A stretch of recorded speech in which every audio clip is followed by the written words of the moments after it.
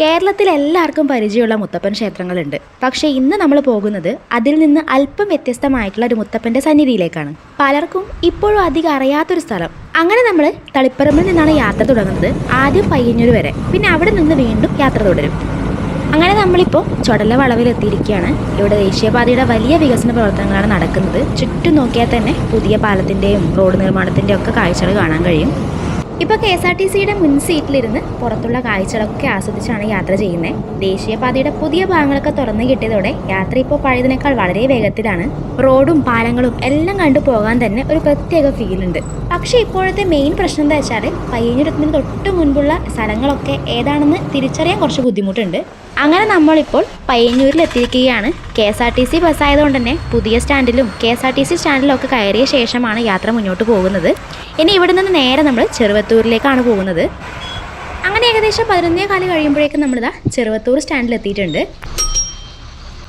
അങ്ങനെ ഇനി നമുക്ക് ഇറങ്ങേണ്ട സ്റ്റോപ്പ് നീലേശ്വരത്താണ്.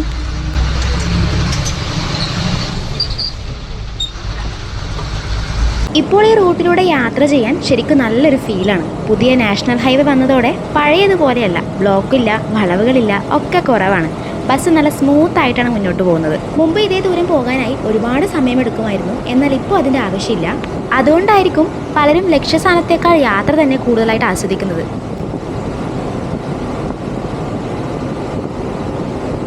താഴെ റെയിൽവേ ട്രാക്കിലൂടെ ഇതാ ഒരു ട്രെയിൻ നീലേശ്വരം ലക്ഷ്യമാക്കിയിട്ട് പോകുന്നുണ്ട്. നമ്മളും അതേ ഭാഗത്തേക്കാണ് ഇതാ ബസ്സിൽ യാത്ര ചെയ്യുന്നത്. ഇങ്ങനെയുള്ള ചെറിയ കാഴ്ചകൾ കൂടിയാണ് യാത്രകളെ കൂടുതൽ മനോഹരമാക്കുന്നത്. അപ്പോൾ ഈ കാണുന്നതാണ് നീലേശ്വരം ബസ് സ്റ്റാൻഡ്. നല്ല പുതിയ ബസ് സ്റ്റാൻഡാണെന്ന് തോന്നുന്നു കേട്ടോ. പുതിയ ബിൽഡിംഗ് ഒക്കെയാണ് കാണുന്നത്.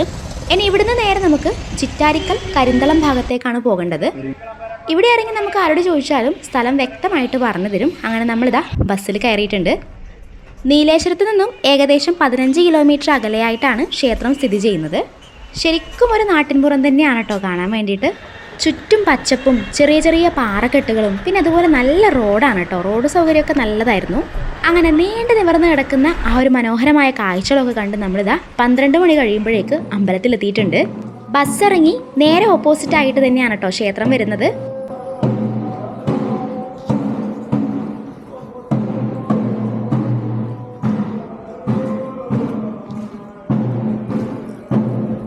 അങ്ങനെ നമ്മൾ എത്തിയിരിക്കുന്നത് തോളേനി മടപ്പുര ശ്രീ മുത്തപ്പൻ ക്ഷേത്രത്തിലേക്കാണ്. ഇവിടുത്തെ പ്രവേശന കവാടം തന്നെ അതിമനോഹരമാണ്. അപ്പോൾ ഇതുവഴി നമുക്കിനി നേരെ അമ്പലത്തിലേക്ക് പ്രവേശിക്കാം. അകത്തേക്ക് കയറുമ്പോൾ പ്രവേശന കവാടത്തിൻ്റെ ഇരുവശത്തും ആയിട്ടുള്ള തൂണുകളിലായിട്ട് ദൈവങ്ങളുടെ രൂപങ്ങളാണ് കൊടുത്തിട്ടുള്ളത്. അങ്ങനെ ഓരോന്നും നോക്കിക്കൊണ്ടാണ് നമ്മൾ പതുക്കെ മുന്നോട്ട് പോകുന്നത്.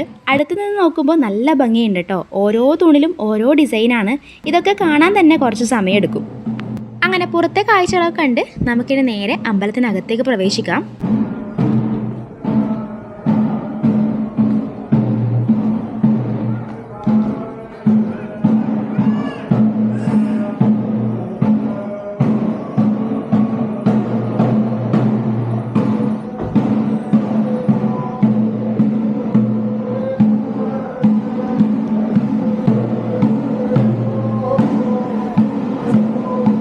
അങ്ങനെ നമ്മൾ എത്തുമ്പോഴേക്ക് തന്നെ ഇതാ മുത്തപ്പൻ വെള്ളാട്ടം തുടങ്ങിയിട്ടുണ്ട്.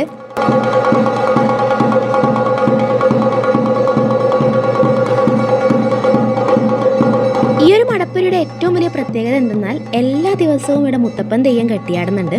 അതുപോലെ തന്നെ എല്ലാ ദിവസവും ഉച്ചഭക്ഷണവും കൊടുക്കുന്നുണ്ട്.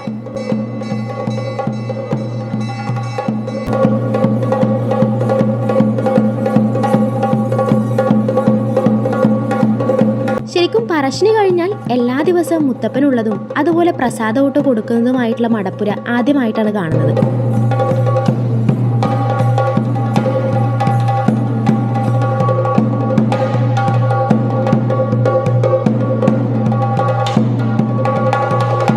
അതുപോലെ തോളേനി മുത്തപ്പൻ്റെ മറ്റൊരു വലിയ പ്രത്യേകത എന്തെന്നാൽ ഇവിടെ അധികം തിരക്കില്ല എന്നതാണ്.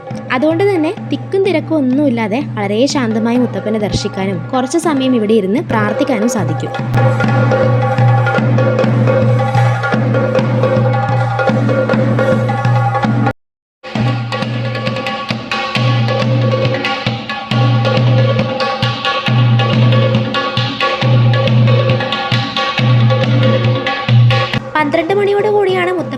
തിരിച്ചിറങ്ങുന്നത്. അപ്പോൾ ആ ഒരു സമയം വന്നു കഴിഞ്ഞാൽ എല്ലാ ദിവസവും മുത്തപ്പൻ കാണാൻ കഴിയും.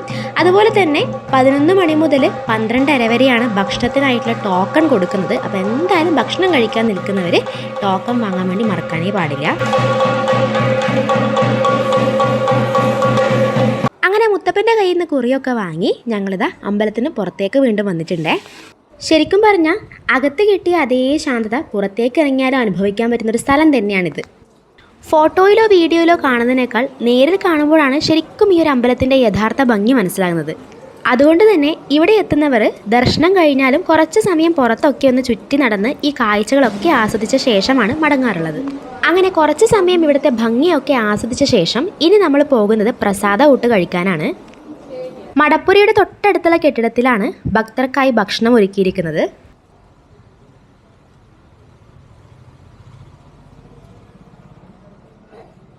ചുറ്റും പരന്നു കിടക്കുന്ന ഒരു വിശാലമായ പുൽമേടുകളും പാറക്കെട്ടുകളും ദൂരത്തേക്ക് നീണ്ടു നിൽക്കുന്ന തുറസ്സായ സ്ഥലവും ഒക്കെ കാണുമ്പോൾ മാടായിക്കാവിൻ്റെ പരിസരമാണ് കേട്ടോ ശരിക്കും ഓർമ്മ വരുന്നത്.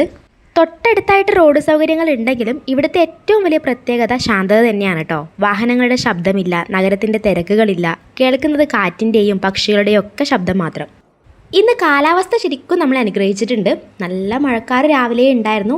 ഇടയ്ക്കൊക്കെ മഴ നന്നായിട്ട് അങ്ങോട്ട് പെയ്ത് തോർന്നിട്ടുമുണ്ട്. തണുത്ത കാറ്റും നല്ലൊരു കാലാവസ്ഥയാണ് കേട്ടോ. ശരിക്കും എവിടെയെങ്കിലും യാത്രയൊക്കെ പോകാൻ പറ്റിയൊരു കാലാവസ്ഥയാണ്. അങ്ങനെ നമ്മളിതാ ടോക്കണൊക്കെ കൊടുത്ത് ഭക്ഷണം കഴിക്കാൻ വേണ്ടി അകത്തേക്ക് കയറിയിട്ടുണ്ട്. നല്ല വിശാലമായ സ്പേസ് തന്നെയുണ്ട്. ഇവിടുത്തെ സൗകര്യങ്ങളൊക്കെ കണ്ടപ്പോൾ പറശ്ശിനിക്കടവാണ് കേട്ടോ ശരിക്കും ഓർമ്മ വന്നത്. പിന്നെ ഒരു വ്യത്യാസമായിട്ട് തോന്നിയത് നമുക്ക് ഭക്ഷണം നമ്മൾ ഇരുന്നെടുത്ത് അവർ കൊണ്ടുവരുന്നുണ്ട് കേട്ടോ.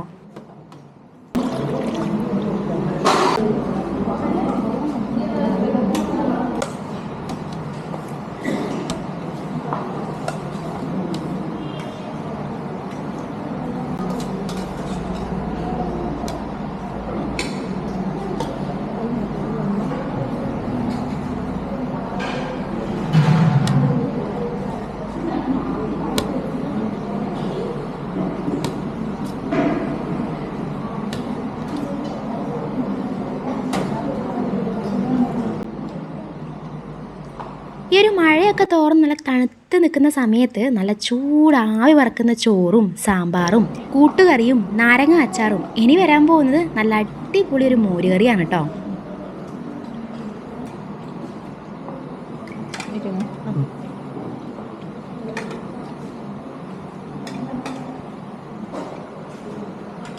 ഭക്ഷണം പറയാതിരിക്കാൻ വയ്യ. നല്ല അടിപൊളി ഭക്ഷണമായിരുന്നു, നല്ല രുചിയുണ്ടായിരുന്നു. അങ്ങനെ ഞങ്ങൾ കഴിച്ചു കഴിഞ്ഞ് അടുത്ത ആൾക്കാർ കയറിയിട്ടുണ്ടേ. അമ്പല ദർശനം പോലെ തന്നെ ഫോട്ടോസ് എടുക്കാനും വീഡിയോസ് എടുക്കാനും ഒക്കെ പറ്റിയ വിശാലമായൊരു ഏരിയ തന്നെയാണ് കേട്ടോ ഇത്. അങ്ങനെ തോളനി മുത്തപ്പനെ കാണാൻ വരികയാണെങ്കിൽ എല്ലാ ദിവസവും മുത്തപ്പനെ കാണാനും നല്ല ഭക്ഷണം കഴിക്കാനും അതുപോലെ ഫോട്ടോസും വീഡിയോസും ഒക്കെ എടുക്കാനുള്ള നല്ലൊരു സ്പോട്ട് കൂടിയാണ് കേട്ടോ നിങ്ങൾക്ക് കാണാൻ കഴിയുക. അങ്ങനെ ഇന്നത്തെ നമ്മുടെ കുഞ്ഞു വ്ളോഗ് ഇവിടെ കംപ്ലീറ്റ് ചെയ്യാണ്. അടുത്തൊരു നല്ല വീഡിയോ ആയിട്ട് നമുക്ക് ഉടനെ കാണാം.